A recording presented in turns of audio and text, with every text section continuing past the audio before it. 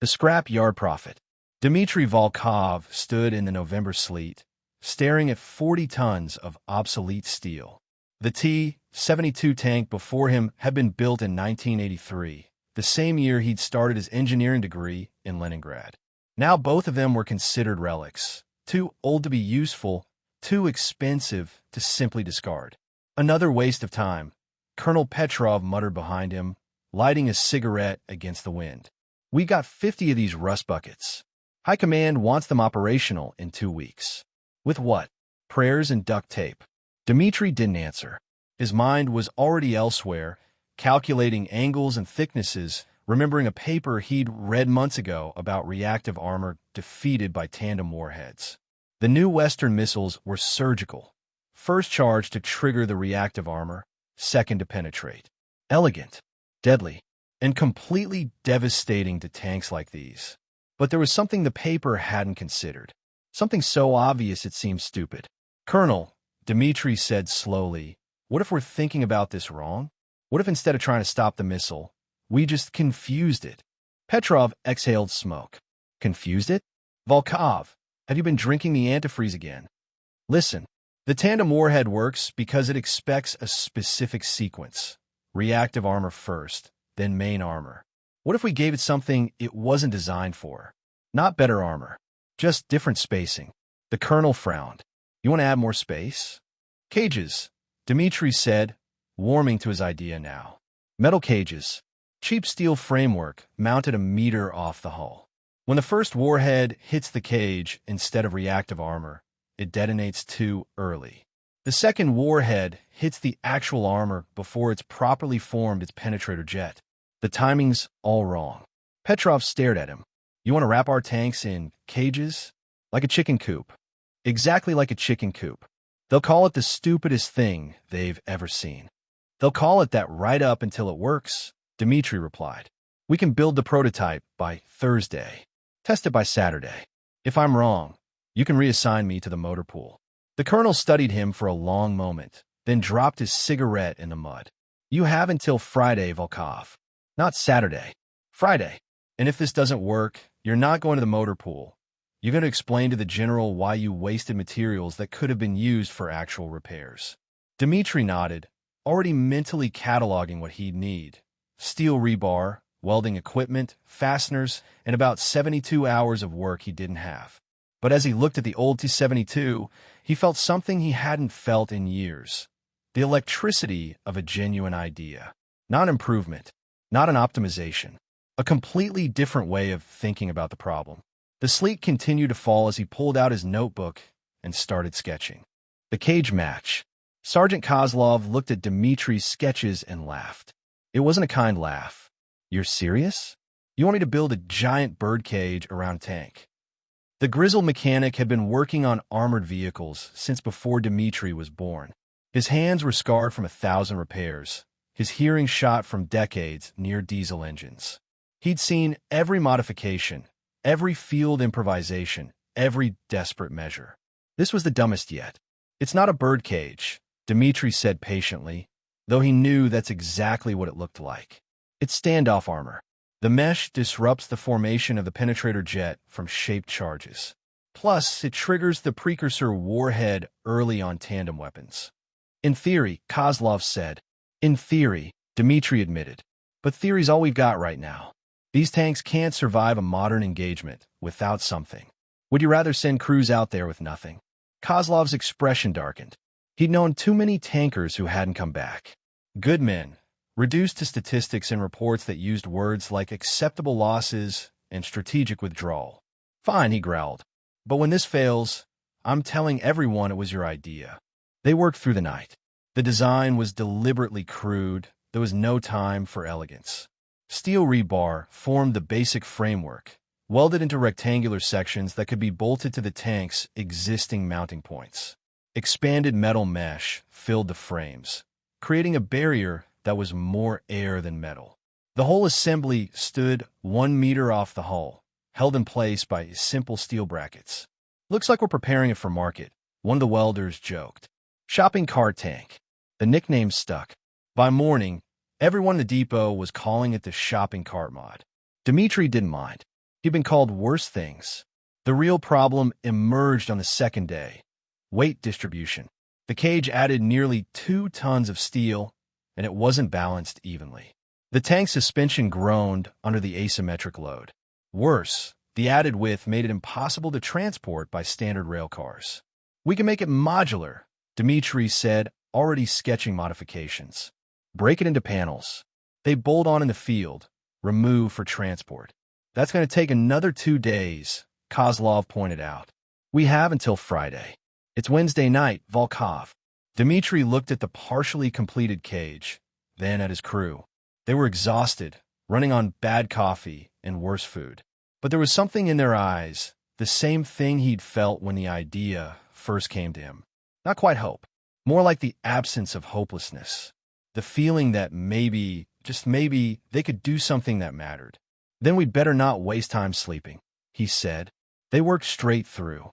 By Thursday afternoon, the prototype was complete, a T-72 wrapped in a scaffolding of steel that made it look less like a war machine and more like a construction project. The turret could still traverse, the gun could elevate, and somehow, impossibly, the whole contraption was stable enough to move. "It's beautiful," Dmitry said, meaning it. "It's hideous," Kozlov replied. "Let's hope it works." The test. The proving ground was 2 hours north of the depot, a desolate expanse of mud and craters left over from previous tests. General Volgin arrived by helicopter, which told Dmitry everything he needed to know about how seriously High Command was taking this. Generals didn't fly out to watch failures. "Volkov," the general said, not quite managing to hide his skepticism. "Colonel Petrov tells me you've invented a miracle. I see a tank that looks like it lost a fight with a construction site. With respect, General, appearance isn't the primary design criterion." Dmitry gestured to the modified T-72, sitting squat and ugly in the morning light. "The cage provides standoff distance that disrupts shaped charge penetrators. It's not about being impenetrable. It's about being unpredictable." "Unpredictable," Volgin repeated. "Like whether it will fall apart before or after being hit." There was nervous laughter from the assembled officers. Dmitry kept his expression neutral. He'd expected this. Hell, he thought the same thing at 3 a.m. when the welds kept failing. "We have 3 test scenarios," he said, pulling out his clipboard. "First, a standard RPG-7 with PG-7VL warhead. Second, a Kornet anti-tank missile with tandem warhead. Third, if the tank survives, a direct hit from a decommissioned T-55's main gun." "If it survives," someone muttered. The first test began at 0900 hours. A remote-operated launcher fired the RPG from 150 meters. The rocket streaked across the proving ground, trailing smoke. Dmitry's breath caught. The warhead struck the cage on the turret's side. There was a flash, a cloud of smoke, and the distinctive crack of a shaped charge detonating. When the smoke cleared, a section of the cage was twisted and blackened, but the turret itself was intact. Not even a scratch on the actual armor. Silence. "Then, could be a fluke," Volgin said. "The angle might have been wrong." "Second test," Dmitry said, trying to keep his voice steady. His heart was hammering. It had worked. The theory had actually worked. The Kornet missile was a different beast entirely. Laser-guided, tandem warhead, designed specifically to defeat reactive armor. It was what every tank commander feared. Fast, accurate, and nearly unstoppable. The missile launch was almost anticlimactic, just a brief flash and a whoosh of propellant. Then the Kornet was tracking, laser-riding its beam to the target. This time when it hit, the explosion was bigger. The precursor warhead detonated against the cage mesh exactly as Dmitry had predicted, but the cage held. A second later, the main warhead struck the actual hull. There was a shower of sparks, a loud clang, and a piece of the cage broke free, tumbling across the mud. When they drove the recovery vehicle over to inspect the damage, Dmitry's hands were shaking. The hull had been hit. There was a noticeable dent and some spalling, but it hadn't penetrated. The penetrator jet had been disrupted just enough. The crew would have been shaken, possibly injured by the impact, but alive. Very much alive. General Vol'jin walked up to the tank, ran his hand along the damaged cage, then looked back at Dmitri. "Third test," he said quietly. "Sir, the tank's already taken significant." "Third test, Engineer Volkov. If this is going to save lives, I need to know it can take more than one hit." The T-55's gun fired with a flat, brutal crack. The kinetic penetrator traveled too fast to see, just a blur and then impact. The entire cage on one side collapsed, torn free from its mounts. The hull rang like a bell. For a moment, Dmitri was certain they'd lost. The tank had to be destroyed. But when the dust settled, the T-72 was still intact. Battered, listing to one side, with its cage armor in ruins, but intact. The round had hit at an angle, deflected just enough by the twisted metal to avoid a catastrophic penetration. Vol'jin stared at the wreck for a long moment. Then he turned to his aide. "Give me production command. Tell them I need this on 300 tanks by next month." He looked at Dmitri. "And tell them we're going to need a lot more rebar." Production hell. The order came down on Monday. 300 T-72s to be modified within 30 days. Dmitri stared at the memo, did the math, and realized it was impossible. His prototype had taken 70 hours to build with a dedicated crew. 300 tanks meant 90,000 man-hours of work. They had 720 hours total. "Impossible," he told Colonel Petrov. "Then make it possible," Petrov replied, dropping a second folder on his desk. "You've got authorization for whatever you need. Personnel, materials, facilities. The general's attention is on this project now, which means if we fail spectacularly and publicly." Dmitri opened the folder. It contained requisition orders, facility allocations, and a list of names. Engineers, welders, fabricators pulled from every depot and workshop in the region. He recognized some of them. Good people. Also exhausted, overworked people who were already maintaining equipment with too few parts and too little time. "We'll need to standardize," he said, his mind already racing. The prototype was custom-built. "We need templates, jigs, prefabricated sections. Assembly line approach. Whatever you need." What he needed was a miracle, but he'd settle for a warehouse and 3 shifts working around the clock. By Tuesday morning, he'd commandeered an abandoned aircraft hangar and divided it into stations. Station 1 cut rebar to length. Station 2 bent it into frames. Station 3 welded the frames. Station 4 attached the mesh. Station 5 painted and finished. Station 6 installed on the actual tanks. The first day was chaos. Measurements were wrong. Welds failed. Frames didn't fit. Dmitri spent 16 hours troubleshooting, adjusting, fixing mistakes. At midnight, they'd completed exactly 3 cages. At this rate, it would take them 200 days, not 30. "We need to simplify," Sergeant Kozlov said, studying the prototype specs. "This design is too complex. Too many custom measurements. If we simplify, we lose effectiveness," Dmitri argued. "If we don't simplify, we don't finish. Pick one." They spent Wednesday redesigning. The new version used standardized panels instead of custom frames. 3 panel sizes covered 90% of the hull. Corners and turret rings still needed custom work, but those could be handled by a smaller specialist team. The standardized panels could be mass-produced. By Thursday, they'd completed 20 tanks. Friday, 35. The crew was learning, developing shortcuts, finding efficiencies Dmitri hadn't anticipated.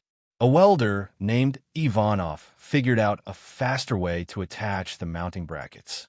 A fabricator named Sokolov redesigned the mesh attachment to use clips instead of welds, cutting assembly time in half. The modifications weren't perfect. The cages rattled. Paint didn't always cure properly in the cold. Some panels were slightly misaligned, but they worked. Field testing showed the simplified design performed almost as well as the prototype, and the speed gains were massive. 2 weeks in, they completed 150 tanks. Dmitri was living on caffeine and willpower, catching 3-hour naps on a cot in the office. His hands are covered in small cuts and burns. He'd stopped bothering to shave. The mirror in the bathroom showed a stranger, gaunt, exhausted, but driven by something beyond normal fatigue. On day 26, tank number 275 rolled out of the hangar. They were ahead of schedule. Dmitri allowed himself a moment of satisfaction before starting on number 276. On day 29, at 11:47 p.m., the 300th tank was completed. The crew assembled in front of it, too tired to celebrate properly. Someone had spray-painted shopping cart number 300 on the cage. Someone else had added a crude drawing of a shopping cart. It was perfect. What now? Kozlov asked. Now, Dmitri said, we find out if they actually work in combat. First contact. Lieutenant Yuri Maximov received his modified T-72 on a gray morning in early December. He walked around it twice, studying the cage with the skepticism of someone who'd seen too many promising ideas fail in the field. Looks like my grandmother's gardening shed, his gunner Corporal Fedorov observed. Your grandmother had a T-72? The driver, Private Sokolov, asked. My grandmother was terrifying, Fedorov replied. This is an insult to her memory. But orders were orders. They deployed 3 days later, para-mechanized column moving to reinforce positions along the Dnieper. Yuri had commanded this same T-72 for 8 months. He knew every quirk, every sound, every vibration. The cage changed everything. The tank handled differently, made new noises, caught wind in unexpected ways. It felt alien. Their first engagement came on the second day. The column was moving through an industrial area when the lead tank exploded. A Kornet missile from a building 800 meters out. Standard anti-tank ambush. The column scattered, tanks seeking cover behind rubble and abandoned vehicles. Contact. Building 800 meters, second floor. Fedorov called out. Yuri was already rotating the turret. Identified. Load heat. Before Fedorov could respond, there was a brilliant flash. Yuri's brain registered 3 things simultaneously. A missile launch, the laser guidance system painting his tank, and the absolute certainty that he was about to die. There was no time to move. No time to react. The Kornet traveled at over 300 meters per second. At this range, impact would occur in less than 3 seconds. 2 seconds. He saw the missile's smoke trail, perfectly straight, coming right at them. 1 second. Fedorov swore. Sokolov screamed. Impact. The tank rang like a cathedral bell. The explosion was deafening, even through their headsets. Yuri's vision whited out from the flash. He was certain they'd been penetrated, that the warhead had turned the interior into an inferno. His training kicked in automatically. Evacuate, get out, move, move, move. But he was still conscious, still breathing. The tank was still running. He blinked away the afterimages and looked at his crew. Fedorov was staring at him with wide eyes. Sokolov was touching his chest, as if checking for wounds that weren't there. We're alive, Fedorov whispered. Yuri pushed open the commander's hatch and looked at the hull. The cage on the left side was destroyed, twisted metal hanging at crazy angles. There was a significant dent in the actual armor, and they definitely need repairs, but the hull was intact. The Kornet, the same missile that had vaporized the lead tank, had failed to penetrate. The stupid cage actually worked, he said, wonder in his voice. Sir, Fedorov said urgently, they're reloading. We need to fire. Reality snapped back. Yuri dropped into the turret. Gunner, target building, second floor, left window. Fire when ready. On target. Fire. The 125 millimeters gun barked, the tank rocking back from recoil. The high explosive round struck the building dead center. A section of wall collapsed, and there were no more missile launches from that position. The rest of the engagement lasted 20 minutes. Yuri's tank took 2 more hits, an RPG that tore off another section of cage, and a grazing shot from a recoilless rifle that did nothing at all. By the time the position was secured, his T-72 looked like it had been through a recycling plant. But it was still moving, still fighting, and his crew was still alive. That night, as field mechanics worked to replace the damaged cage sections, Yuri wrote a report. He tried to keep it professional and factual, but he kept thinking about that moment, the certainty of death followed by impossible survival. He'd seen what cornets did to tanks. He'd attended memorial services for crews that hadn't been lucky. The cage had looked stupid, had seemed like a desperate joke. It had saved their lives. He titled his report, Initial Field Assessment, Modified T-72 Performance. The first line read, "The modification works." Word spreads. The reports came in slowly at first. Lieutenant Maximov's account was followed by others. A platoon ambush near Mariupol, where 3 of 4 cage-equipped tanks survived direct hits. A commander who took 7 RPG impacts and drove away with minor injuries. A battalion that credited the modifications with cutting casualties by 60% in a week-long engagement. Dmitry read each report in his makeshift office, now relocated to a larger facility as production expanded. The data was overwhelming. The cages worked. Not perfectly. Tanks were still being destroyed, crews were still dying, but the survival rate had improved dramatically. The modification that everyone had called stupid was proving to be one of the most effective defensive measures of the entire conflict. The nickname evolved. Shopping cart gave way to slat armor, the official designation in technical manuals. But tankers had their own names: Lifesaver, the cage that cares, Volkov's blessing. Some called it stupid armor, saying the phrase with affection rather than mockery. It was stupid in the sense that it shouldn't work, that it violated conventional armor theory, that it looked ridiculous. But it did work, and that was all that mattered. The enemy adapted, of course. Intelligence reports showed them specifically targeting unmodified tanks, avoiding the caged ones when possible. When forced to engage, they aimed for the tracks and optics, looking for vulnerabilities. Some started using tandem warheads with longer standoff probes, trying to reach past the cage. It became a race. Improvements in offensive capability versus modifications to the defensive system. Dmitry found himself leading a team of 20 engineers, all working on variations and improvements. They tested different mesh densities, alternative materials, modular designs that could be replaced in the field. A young engineer named Petrov suggested adding explosive reactive armor behind the cage, doubling the protection. The combination proved even more effective than either system alone. "We're creating a new doctrine," Colonel Petrov said during a briefing. He'd been promoted to command the entire armor modification program. Tanks aren't invulnerable weapons platforms anymore. They're survivors. They trade speed and elegance for endurance. Your cage is just the beginning. But with success came pressure. High Command wanted the cages on everything. BMPs, BTRs, even trucks. Dmitry tried to explain that the principle didn't scale perfectly, that different vehicles needed different solutions, but urgency overruled nuance. Some modifications worked. Others failed spectacularly.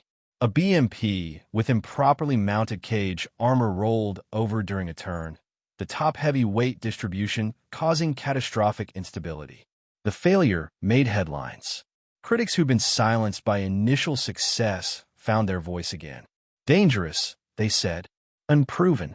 A field improvisation masquerading as engineering.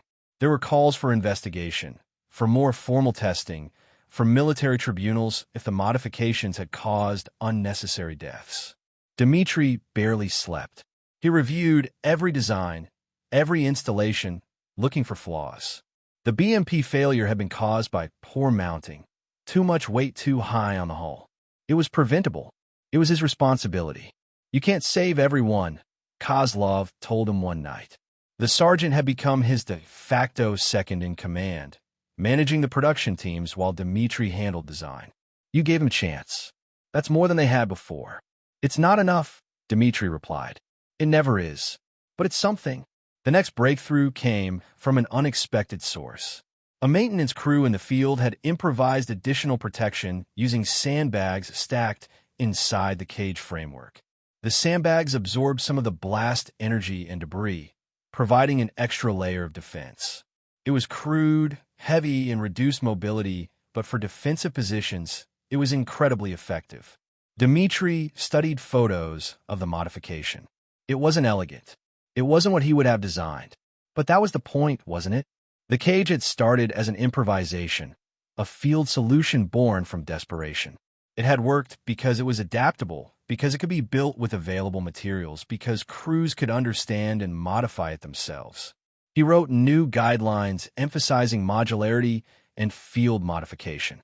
Instead of prescribing exact designs, he provided principles and constraints, letting local commanders adapt the system to their needs.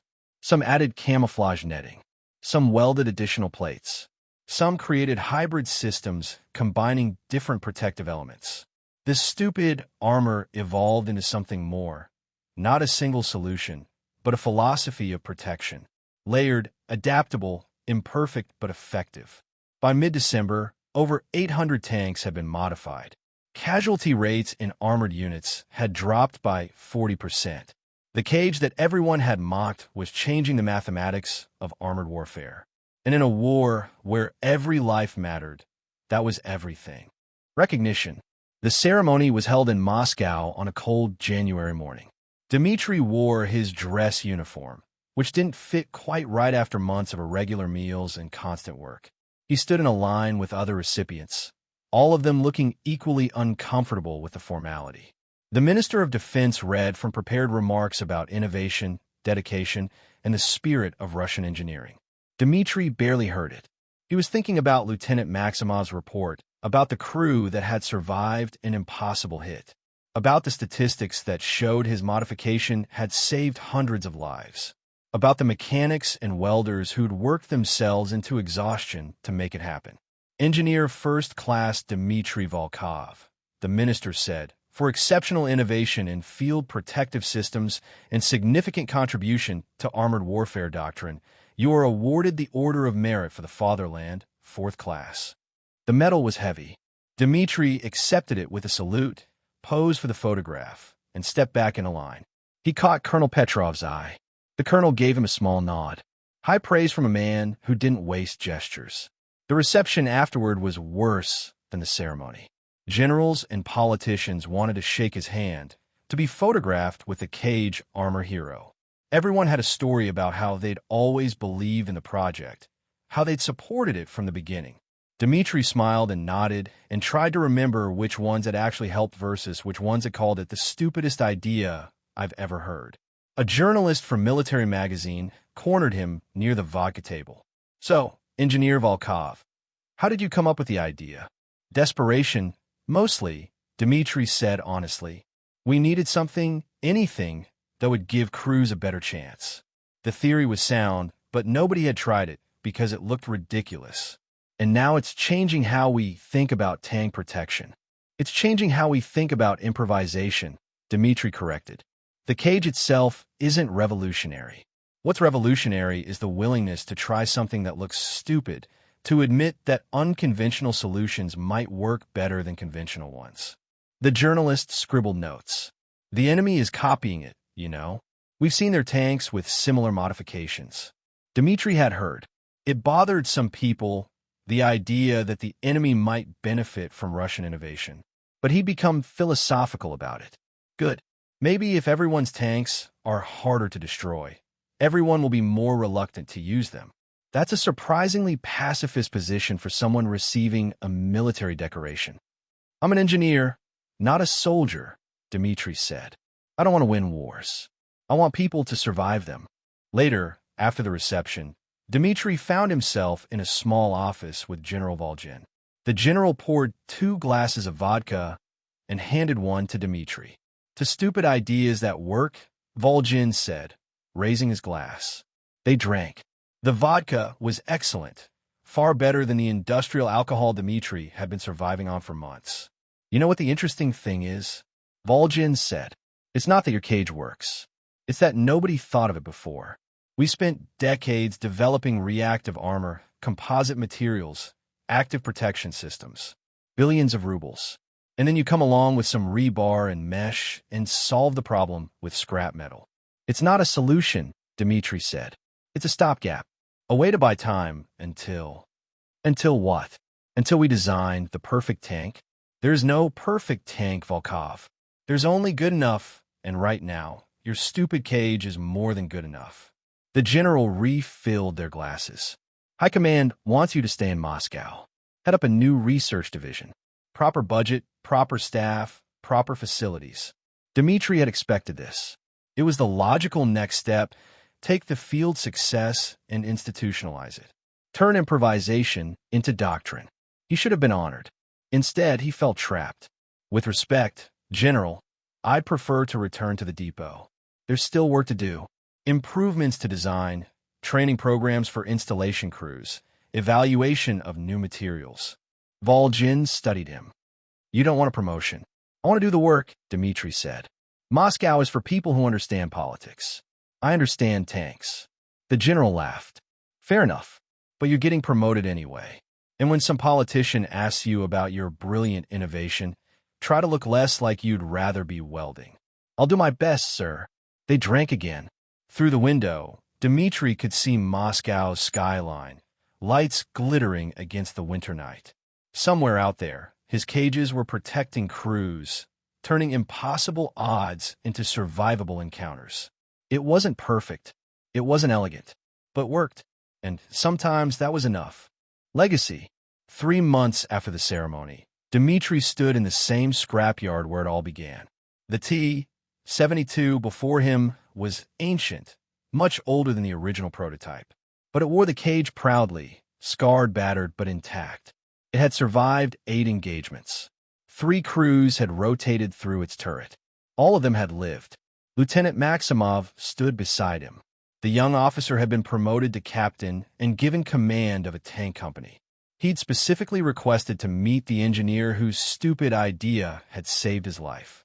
It's strange, Maximov said, running his hand along the damaged cage. I hated this thing at first. Thought it was embarrassing. Now I won't deploy without it. How many tanks in your company? Dmitri asked. 12. All modified. We've taken hits from RPGs, cornets, even a couple artillery near misses. Lost 1 tank to a mine, another to mobility kill followed by capture. But 0 catastrophic penetrations. 0 crew deaths from anti-tank weapons. Maximov paused. That's not normal, is it? It shouldn't be, Dmitri admitted. The statistics say your company should have taken 60% casualties by now. Instead, you've taken 15%. The cage doesn't explain all of that. Tactics matter, luck matters, but it's a factor. More than a factor. It's a life preserver. Maximov gestured to his crew, who were performing maintenance nearby. Fedorov there? He's got a wife and 2 daughters. Sokolov is supposed to start university next year. The cage is why they're still alive to have those futures. They watched the mechanics work in silence for a moment. The familiar sounds of a depot, metal on metal, shouted instructions, the diesel rumble of engines. I've been thinking about that first hit, Maximov said. The cornet that should have killed us. You know what bothered me most afterward? Not that we almost died. That's combat. What bothered me was that we were helpless. No skill, no training, no bravery could have saved us. We survived because you had a stupid idea and actually built it. Ideas are cheap, Dmitri said. Sergeant Kozlov and his crew built it. You and your men proved it worked. I just did some calculations and sketches. Don't do that, Maximov said sharply. Don't minimize it. You saw a problem everyone else accepted as unsolvable. You thought differently. That matters. Dmitri didn't know what to say to that. He'd never been good at accepting praise. The work was its own reward. Seeing the cages in action, reading the survival reports, knowing that his calculations had translated into living crews. What's next? Maximov asked. More improvements? New designs? There's always more work, Dmitri replied. Active protection systems to complement the passive cage. Better mounting systems. Lighter materials. But honestly, the principle is sound. It's proven. Now it's about refinement and production. You sound bored. Not bored. Just ready for the next impossible problem. Dmitri smiled slightly. Colonel Petrov showed me reports on helicopter survivability. Apparently, the Afghans have been modifying their attack helicopters with similar standoff armor. Different implementation, same principle. If it worked for tanks, why not aircraft? Because helicopters need to be light and maneuverable. That's what they said about tanks. You can't add 2 tons of cage, it'll ruin the suspension. It'll make them too slow. They'll be sitting ducks. But we tested it. We adapted it. And it worked. Maximov laughed. You're going to try to put cages on helicopters. I'm going to try to think about the problem differently, Dmitri corrected. Maybe cages are the answer. Maybe it's something else entirely. The point is to question assumptions. To be willing to look stupid if it means finding something that works. They shook hands. Maximov returned to his crew, and Dmitri watched them prepare the tank for transport. The cage was ugly, crude, improvised. It rattled when the tank moved. It added weight and complexity. By every conventional measure, it shouldn't work. But it did work, and that had changed everything. As the T-72 rolled out of the depot, Dmitri pulled out his notebook and started sketching. The helicopter problem was interesting. The weight constraints were severe, the dynamics completely different. Everyone said it was impossible, which meant, of course, that it was worth trying. He drew a quick schematic, a lightweight frame, perhaps using carbon fiber instead of steel, not to stop weapons directly, but to disrupt their targeting, to introduce uncertainty into systems that depended on precision. It was probably stupid, but then again, so was wrapping tanks in shopping carts. And that had saved hundreds of lives. Dmitri smiled and continued sketching. Somewhere in the distance, a tank engine rumbled to life. The sound was familiar now, not just machinery, but proof that impossible ideas could become reality. That unconventional thinking could change the mathematics of survival. That sometimes the stupidest solution was the smartest one available. He added a few more lines to his sketch, refining the concept. It would take weeks to develop, months to test. There would be failures, setbacks, skepticism from people who knew better. But that was fine. He'd done it before. He'd do it again. Because that's what engineers did. They found problems everyone else accepted as inevitable, and they made them solvable. One stupid idea at a time.